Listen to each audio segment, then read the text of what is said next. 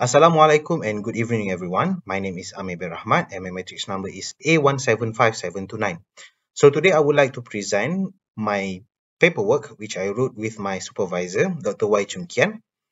The title is The Link Between Unemployment and Suicide Rate Before and During Economic Crisis.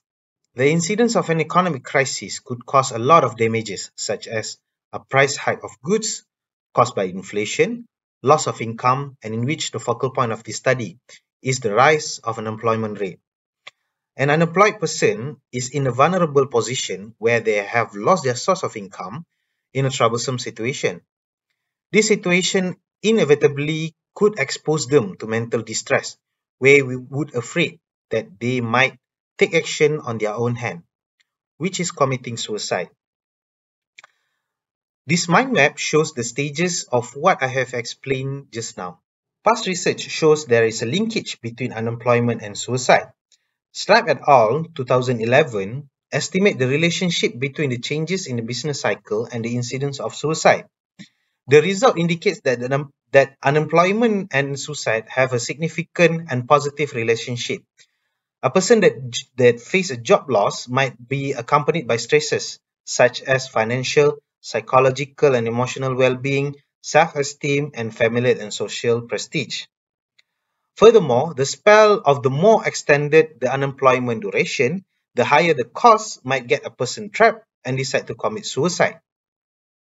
Huang and Ho 2016 examined the causal relationship between the unemployment rate and the suicide rate in Japan and South Korea from 1985 to 2012.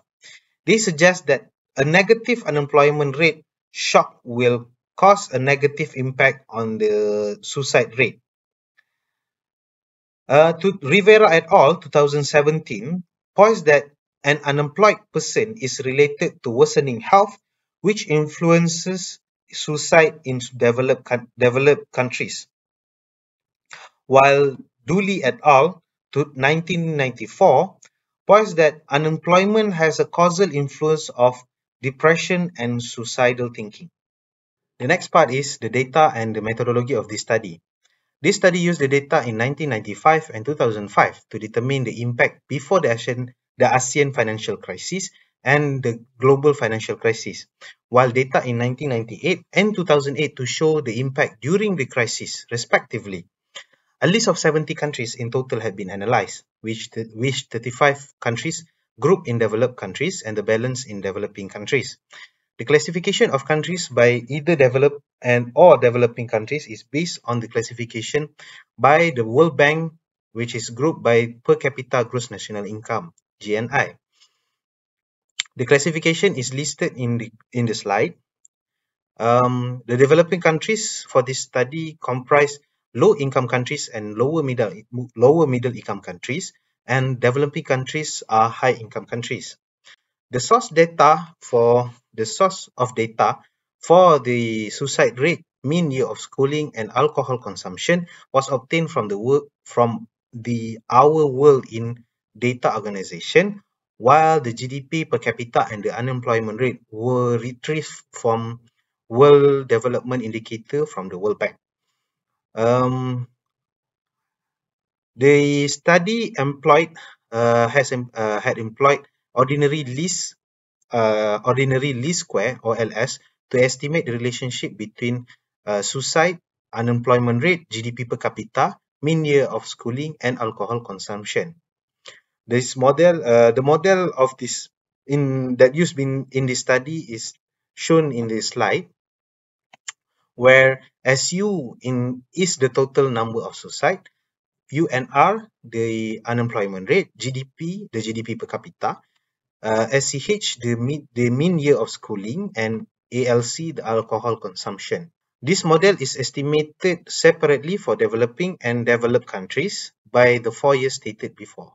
Comparing the impact of unemployment on suicide during the ASEAN financial crisis and the global financial crisis, it shows that the ASEAN financial crisis giving a worse effect than the global financial crisis. The finding shows that the developing countries, the coefficient of the unemployment rate has a slight decrease from 0.219 in 1998 to 0.179 in 2008, while for the developed countries, it is statistically insignificant in 1998 crisis and negatively correlated by negative 0.326 in 2008. This finding is similar to Huikari et al. 2019, where the great financial crisis was not the global financial crisis was not particularly disastrous relative to ASEAN financial crisis. Park et al. 2013 support the argument by comparing the 5 high-performance ASEAN countries during the ASEAN financial crisis and the global financial crisis. They found that the ASEAN fared much better during the global financial crisis than during the ASEAN financial crisis due to a stronger fundamentals and better microeconomics policies. This study would assume that during the global financial crisis, the government had prepared in terms of protective measures to face the crisis. For example, the United States had launched massive and multifaceted policy responses to the great financial crisis, ranging from traditional fiscal stimulus to tools that policymakers invented to reduce the severity of the crisis. One of the policies that have been undertaken during the crisis is Troubled Asset Relief Program, TARP, where the US Treasury purchased troubled companies' assets and stock to stabilize the country's financial system.